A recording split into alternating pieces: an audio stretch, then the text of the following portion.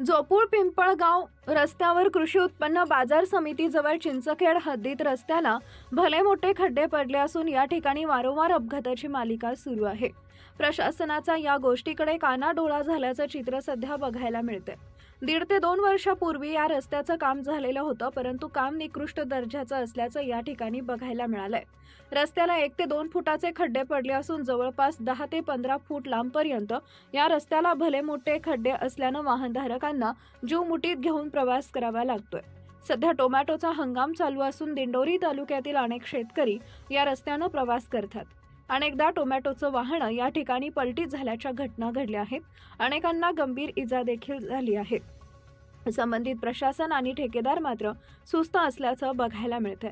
त्यामुळे या रस्त्यावरील खड्डे त्वरित दुरुस्त करण्यात यावेत अशी मागणी वाहनधारकांसह नागरिकांनी केली आहे।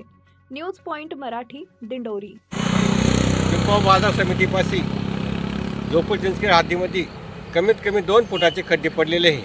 प्रशासनाला 2दा मी फोन केला आहे। त्यानं सांगितलं आम्ही 2-3 दिवसात आम्ही खड्डे बुजवण्याचा प्रयत्न करू।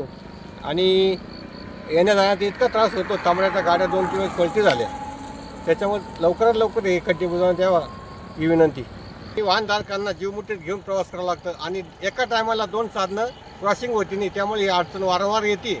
त्यामुळे प्रशासन कायमस्वरूपी लक्ष द्यावं आणि चांगला रस्ता करण्याचा प्रयत्न करावा।